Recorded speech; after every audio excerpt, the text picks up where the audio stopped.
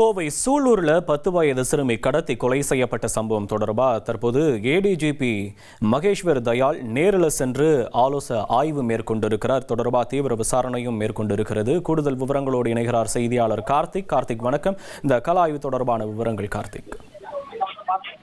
வணக்கம். கோவை மாவட்டம் சூலூரில் 10 வயது சிறுமி கடத்தி கொடூரமாக கொலை செய்யப்பட்ட சம்பவம் பெரும் பரபரப்பை ஏற்படுத்தியிருக்கு.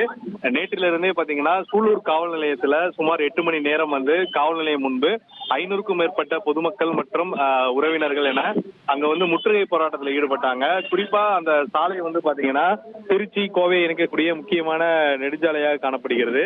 அங்கு அவங்க சாலை மறியலில் ஈடுபட்டதுனால பல கிலோமீட்டர் தூரத்திற்கு போக்குவரத்து நெரிசல் ஏற்பட்டது. அதே சமயம் இந்த வழக்குல சம்பந்தப்பட்ட இருவரை காவல்துறை 24 மணி நேரத்துல கைது செய்தாலும் சட்ட ஒழுங்கு பிரச்சனை பெருமளவுல கைதுக்கியது. இந்த சூழல்ல பாத்தீங்கன்னா சூலூர் காவல் நிலையத்துல ஏடிஜிபி மகேஸ்வர் தயாள் தற்போது அவர் தலைமையில உயரதிகாரிகள், அதாவது மேற்கு மண்டல முக்கியமான அதிகாரிகள், மேற்கு மண்டல ஐஜி மற்றும் கோவை மாவட்ட காவல் கண்காணிப்பாளர் பவன்குமார் ரெட்டி ஆகியோர் இந்த ஆய்வு கூட்டத்துல ஈடுபட்டிருக்காங்க.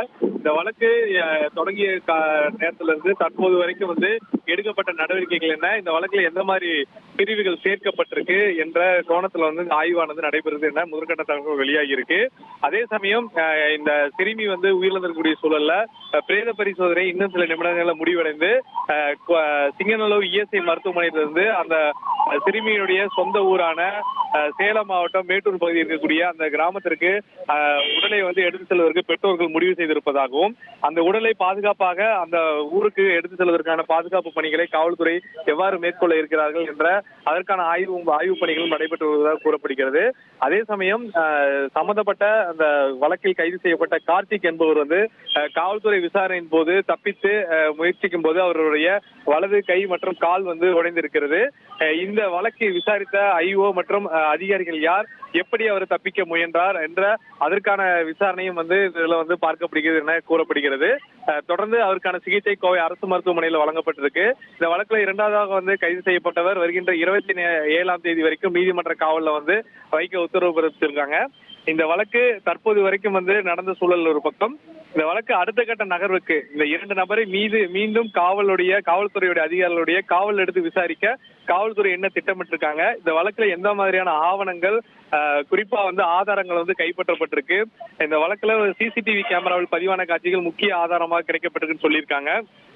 அதே சமயம் பாதிக்கப்பட்ட உயிரிழந்த சிறுமியுடைய உடல்கள் காயங்கள் இருப்பதாக உறுதிப்படுத்த சூழல்ல பிரேத பரிசோதனை அறிக்கை கிடைக்கப்பட்டு இவையெல்லாம் வைத்து எந்த மாதிரியான இந்த வழக்குடைய விசாரணையோட கோணத்தை எடுத்து செல்ல போகிறார்கள்.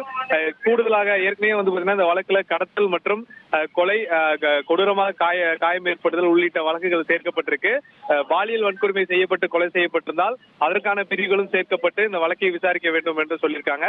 இந்த வழக்கு புதிதாக அரசு ஆட்சி அமைச்சு ஒரு பெரிய ஒரு கொடூர சம்பவமாக சோகமான நிகழ்வாக ஏற்பட்டிருக்கக்கூடிய சூழல்ல இந்த வழக்கு ஒரு முன்மாதிரியான வழக்காக இருக்கும் பட்சத்துல இதை எப்படி கையாள வேண்டும், இந்த வழக்குல பாத்தீங்கன்னா கைது செய்பவர்களுக்கு அதிகபட்ச தண்டனை வாங்கி கொடுக்க வேண்டும் என அமைச்சர்கள் வலியுறுத்தி இருக்காங்க. அப்படி இருக்கும்போது 1 மாத காலத்திற்குள் இந்த வழக்குல இருக்கக்கூடிய குற்றப்பத்திரிகையை நீதிமன்றத்தில் தாக்கல் செய்து விரைந்து இதுல கைது செய்யப்பட்டவர்களுக்கு தண்டனை வாங்கி கொடுக்க வேண்டும் என்ற விரைந்து செயல்பட வேண்டும் என காவல்துறை அதிகாரிகளுக்கு ஒரு அறிவுறுத்தல் வழங்கப்பட்டிருக்க சூழல்ல இந்த ஆய்வானதும் இந்த ஏடிஜிபி சம்பந்தப்பட்ட காவல் நிலையத்தை ஆய்வு மேற்கொண்டிருப்பது மிக முக்கியமாக பார்க்கப்படுகிறது.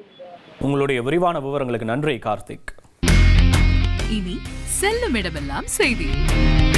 தந்தை டிவியின் வாட்ஸ்அப் சேனலை ஃபாலோ பண்ணினா செல்ல இருக்கும் இடமெல்லாம் செய்தி. இதோ QR கோட் இப்பவே ஸ்கேன் பண்ணுங்க, ஃபாலோ பண்ணுங்க.